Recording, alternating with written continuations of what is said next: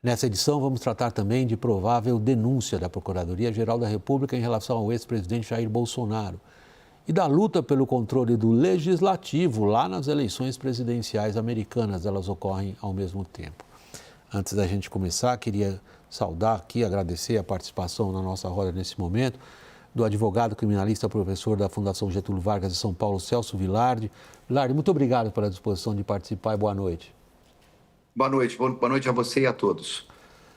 Jussara Soares, perdoe, Jussara, querida, lá de Brasília conosco, Thaís Heredia aqui e o Caio comigo aqui no estúdio de São Paulo. Vamos ao primeiro assunto, que é a possível, provável, esperada denúncia contra Jair Bolsonaro pelo Procurador-Geral da República. Numa manifestação enviada ao STF, Paulo Gonet, o Procurador-Geral da República, apontou a existência de um vínculo direto entre o que se chama de trama golpista envolvendo Bolsonaro e os atos criminosos de 8 de janeiro de 2023 lá em Brasília. Luciana Amaral traz os detalhes ao vivo. Boa noite, Luciana. Boa noite, William. Boa noite a todos que nos acompanham aqui no WW. Boa noite de quinta a todos. Olha, nessa manifestação, o Procurador-Geral da República, Paulo Gonet, afirma o seguinte, abre aspas, a atuação da organização criminosa investigada foi essencial para a eclosão dos atos depredatórios, fecha aspas, nas sedes dos três poderes aqui em Brasília.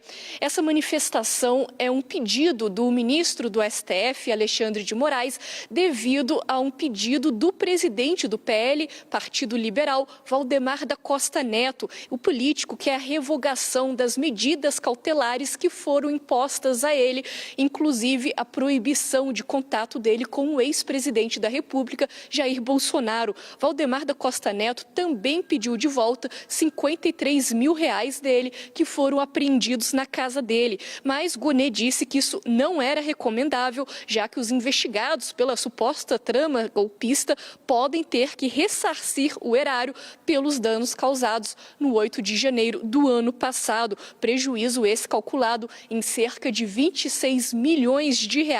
Vale dizer, então, que a Polícia Federal segue com a investigação sobre essa suposta trama golpista. A expectativa é que o relatório seja apresentado depois do segundo turno das eleições municipais. Agora, cabe à Procuradoria-Geral da República oferecer uma denúncia ou pedir novas diligências ou até mesmo pedir o arquivamento do caso. William, volto contigo no estúdio. Obrigado, Luciana. Boa noite para você aí em Brasília.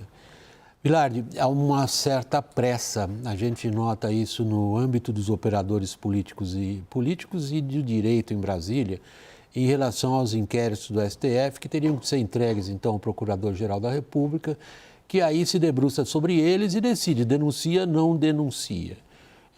Tem-se lá em Brasília como bastante provável que sim, que o Procurador-Geral da República denunciaria o ex-presidente Jair Bolsonaro no que é mais difícil do ponto de vista jurídico de ser tratado, que seria uma tentativa de golpe de Estado.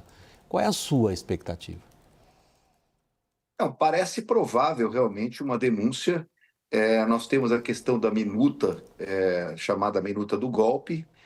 O que hoje parece ser uma novidade, parece ser um fato inédito, é a questão de uma ligação da tentativa de golpe com o ato de 8 de janeiro. Isso sim demonstraria uma gravidade e provavelmente esvaziaria as críticas que estão sendo feitas ao Supremo Tribunal Federal, porque a ligação entre a tentativa de golpe, com base naquela minuta e com base na palavra do delator, agora o procurador indica que tem elementos para ligar ao 8 de janeiro, onde o Supremo foi efetivamente atingido, assim como os demais poderes da República, e isso, na verdade, esvaziaria uma crítica a respeito da competência do Supremo Tribunal Federal, uma vez que o Supremo já julgou no inquérito das fake news, que quando ele é atingido, ele efetivamente está legitimado a atuar mesmo com quem não tem foro privilegiado. Então, efetivamente, isso hoje é uma novidade importante e agora o procurador vai ter que colocar numa denúncia estes elementos que está insinuando nessa manifestação a respeito do pedido do deputado Valdemar da Costa Neto. Jussara, começando por você, aproveitando que você está aí em Brasília, quer dizer, a cidade está cheia de avaliações, chutes, boatos, e o que é típico numa situação desse tipo, em relação à substância que o Procurador-Geral da República tem em mãos para formular ou não formular uma denúncia que, neste momento em que conversamos, é tida como certa. Exatamente. Ele tem substância? Olha, William, o que é que a gente observa aqui, a grande expectativa é que agora, em novembro, a Polícia Federal encerrar esse inquérito da tentativa de golpe, traga esses novos elementos que foram citados nessa manifestação do Procurador-Geral da República, Paulo Gonet, nesse pedido que foi feito pelo Valdemar Costa Neto. O que dizem, né? A expectativa é que esses novos elementos, né, que tem expectativa que venha a público, eles que sejam revelados a partir dessas buscas e apreensões que foram feitas ao longo deste ano, inclusive entre troca de mensagens, né, de celulares de alguns dos investigados. O que isso é a expectativa aqui de Brasília? Como você disse, a gente tem que ouvir aqui os dois lados. Tem, claro, a denúncia dada como certa, já entre aliados e a defesa do ex-presidente Jair Bolsonaro, o grande questionamento ao longo do dia de hoje, fui conversar com algumas pessoas próximas ao ex-presidente, logo depois que veio essa matéria que foi revelada pelo site UOL, e aí eles me diziam o seguinte: olha, precisamos saber quais são os elementos. E por que a defesa insiste nesse ponto, William? Porque justamente a defesa tem se pautado justamente em dizer, em desatrelar aquelas reuniões que ocorreram no Palácio da Alvorada do ataque à sede dos três poderes. Porque eles dizem o seguinte, o argumento se houve uma discussão sobre adotar uma GLO, um estádio de sítio ou de defesa, eram atos preparatórios. E isso, no argumento da defesa, não caberia ali um indiciamento, uma denúncia ao ex-presidente sobre isso, que ele estava apenas consultando. Essa é a defesa deles. Então, agora, quando vem essa manifestação do procurador dizendo, olha, aquelas reuniões aquelas reuniões na Alvorada, elas culminaram, né? O que dá a entender isso, culminaram no 8 de janeiro. E é essa a preocupação. Esse é o ponto central que a gente sabe, Caio. Do ponto de vista agora do Procurador-Geral da República. Com o que ele pode construir uma denúncia numa tipificação penal tão complicada como essa da tentativa, porque golpe de Estado não houve. Sim. A gente ouve que o relatório da Polícia Federal é repleto de evidências, mas que, na verdade, o que se espera é a BIM. A BIM é que teria, na visão do Ministério Público, a capacidade de criar essa ligação entre um grupo familiar, sobretudo, fazendo uso dessas reuniões e daí construindo essa denúncia para levar ao que aconteceu no dia 8 de janeiro. Caio. São 4 processos, né? Joias, vacina, a BIM paralela e golpe de Estado. Cada um tem dinâmica própria e em alguns deles tem uma tentativa de interligá-los, caso da BIM e o do 8 de janeiro. Os outros dois, vacina e joias, o que a gente ouve é que não deve haver denúncia, mas vamos nos ater ao do 8 de janeiro. De alguma maneira, se ele olhar o filme, né, e eu apostaria que ele vai olhar o filme, o Procurador-Geral da República, o filme você tem uma série de ações do governo Bolsonaro antes e depois da eleição, que você monta e consegue encaixar tudo. Você tem ataque às urnas lá em janeiro, você tem ataque às urnas na reunião com os embaixadores, você tem assessores tramando com militares um golpe de Estado, você tem no próprio 8 de janeiro a insurgência, a bandeira golpista, né, de 8 de janeiro. Só que você tem também o debate, eram vândalos ou eram golpistas, né? Então, assim, mas se ele juntar tudo, ele consegue encaixar uma narrativa para denunciar em razão disso. E no direito, tudo cabe. O direito, tudo cabe. O direito, ele tirou o Lula da eleição de 2018 e o mesmo direito, o mesmo TSE, colocou o Lula de volta à arena jurídica. O direito condenou as empresas da Lava Jato a indenizar o Estado por corrupção. O direito agora, né, o Supremo Tribunal Federal está revendo isso. Então, o direito, tudo cabe. O que me leva a crer, concluindo, que os julgamentos, em princípio, são muito mais políticos do que jurídicos. E o Supremo Tribunal Federal tem interesse em condenar politicamente o Jair Bolsonaro, tendo argumentos que se sustentam juridicamente, porque no direito tudo cabe. Bom, a tua afirmação é bastante contundente, porque ela obriga a gente a fazer a seguinte leitura. São as circunstâncias políticas que, no fundo, acabam ditando o rumo dos julgamentos.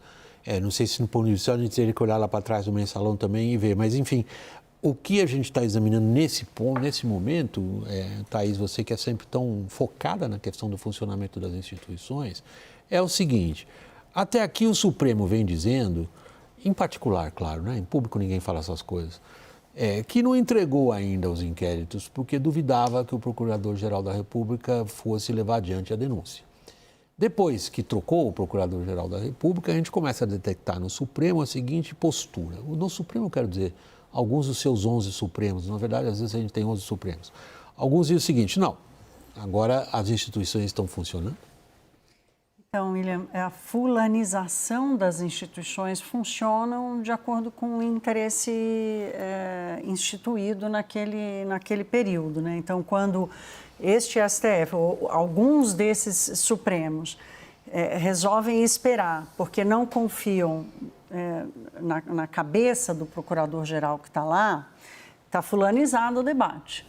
Então, troca o procurador-geral e resolvem que talvez este agora decida a favor do que, ou pelo menos acompanhando a tese que o Supremo sustentar, também é fulanizar a Procuradoria-Geral da República. Ou seja, é uma demonstração de que não há uma confiança na letra da lei ou na letra da evidência. Há o espaço e a brecha, como o Caio disse aqui, em que o direito aceita tudo. Vamos pegar esse ponto do direito, ao qual o Caio já se referiu também.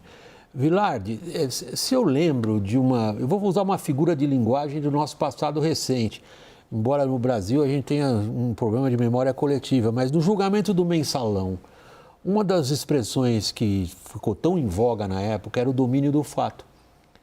Era a ideia de que você poderia levar a condenação de indivíduo, naquela época o Zé Dirceu, porque ele tinha um domínio de vários fatos que não necessariamente você conseguiria atribuí-los diretamente a ele. É isso que nós vamos viver de novo no caso da denúncia contra Jair Bolsonaro? Olha, William, eu espero que não, até porque essa teoria do domínio do fato, ela foi utilizada de uma forma equivocada no Supremo, num voto da ministra Rosa Weber. Depois o Supremo acabou se corrigindo com relação a isso. E nós sabemos que hoje o Supremo está sob intensas críticas em função da questão dessa competência largada, do próprio inquérito das fake news que não termina. Então, essa manifestação, ela me parece muito relevante, porque o Caio, todos aí disseram de uma forma muito contundente, o direito não é matemática e o direito tem uma análise subjetiva e a Suprema Corte tem um caráter político, que nós não podemos negar.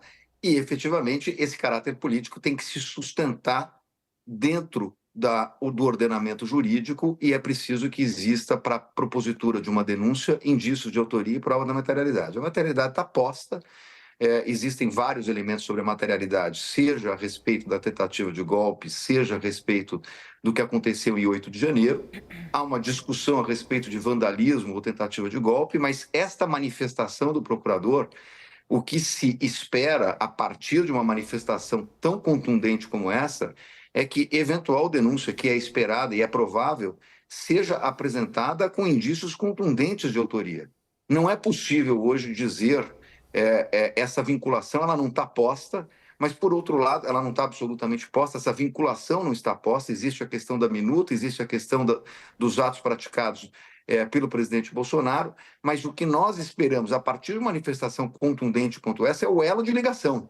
E aí, como disse a Jussara, nós temos aí a questão da busca e apreensão dos resultados da investigação e me parece que o procurador tem alguma informação que ainda não é de conhecimento público a respeito do desfecho desse inquérito policial com uma demonstração entre este elo que seria fundamental para a Corte analisar o recebimento de uma denúncia contra o ex-presidente.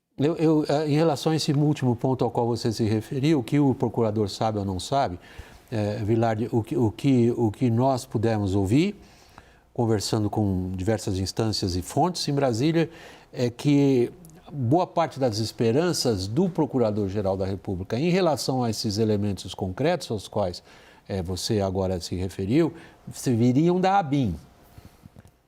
E a Polícia Federal tem... Mas, enfim, eu estou te dando aqui o que nós jornalistas acabamos ouvindo. Isso aí está no plano ainda... Vou falar a palavra que deve ser falada. Está no plano das especulações que a gente faz a partir do que a gente ouve.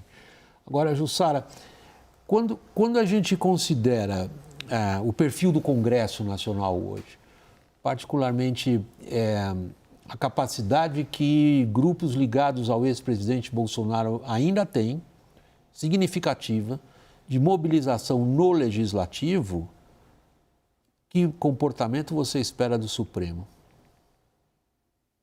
Olha, o que dá para a gente observar aqui é que o Supremo vai seguir, apesar dessa tensão permanente com o Congresso e com essa ofensiva do Congresso, inclusive com todas essas pautas que a gente tem tratado aqui, anti-STF, inclusive a questão da anistia aos participantes, né, aos vândalos do 8 de janeiro, sendo uma moeda de troca, inclusive, para a próxima eleição da mesa, tanto da Câmara quanto do Senado. Hoje, o presidente do PL, Valdemar Costa Neto, que também é investigado nesse caso, ele disse textualmente aqui numa entrevista para mim e para Gustavo Uribe que a questão da anistia, da PL da anistia para perdoar todos os envolvidos nessa questão vai ser uma moeda de troca. Então, o Supremo Tribunal Federal também está de olho nisso. Mas, o que eu queria trazer uma outra informação aqui, só para a gente não deixar escapar essa linha de raciocínio, é que em março, quando o Bolsonaro foi indiciado pelo caso do cartão das vacinas, ali a gente já via uma linha de investigação da Polícia Federal que falava de uma organização criminosa dentro do governo federal, dentro do governo Bolsonaro. Naquele caso, dizia o seguinte, que todos esses casos, todos esses inquéritos citados pelo Caio, tanto da vacina, quanto das joias, da tentativa de golpe de Estado e, por fim, a ABIN, que acabou agora em agosto, teve um compartilhamento de provas entre a ABIN e o caso da tentativa de golpe, mostrando que há um elo em todos esses casos. E aí, sim, é uma tentativa ali de buscar um desfecho para essa história a partir dessa organização criminosa apontado pela Polícia Federal. Por último, Caio, nós estamos fechando esse segmento. Quer dizer, outras coisas que a gente ouve em Brasília, por exemplo, hoje isso foi dito por vários ligados a esse mundo fluido dos operadores de direito, é que se houver denúncia ele está condenado, porque vai para a primeira turma, não vai para o plenário, e na primeira turma é 5-0 contra ele. Quem eventualmente poderia abrir uma divergência, o ministro André, está fora da primeira turma. Exatamente, isso seria uma estratégia... William, ele ser denunciado é muito difícil o Supremo não condenar. O Supremo foi a principal vítima, o principal alvo de toda a era Bolsonaro. Não dá para tirar qualquer julgamento envolvendo Jair Bolsonaro com a trajetória e tudo que aconteceu entre o Supremo e o Judiciário com o Jair Bolsonaro. E o Supremo vai considerar isso também, né? Vai encaixar ali, vai olhar para fora, vai olhar o que aconteceu no 8 de janeiro. É disso que se trata. De qualquer maneira, onde houver a denúncia, é muito difícil o Supremo não condenar. Queria começar por você, agradecimento, Caio. A gente vai se despedindo por aqui. Boa noite para você, boa noite, Thaís. Vilardi. Muito obrigado, Celso Vilardi, professor da FGV, advogado criminalista, pela participação aqui na nossa roda e boa noite. Boa noite. Jussara, querida, muito obrigado a você aí em Brasília. Nós vamos para o intervalo. Na volta. Israel mata o líder do Hamas, que arquitetou os ataques de 7 de outubro do ano passado. Até já.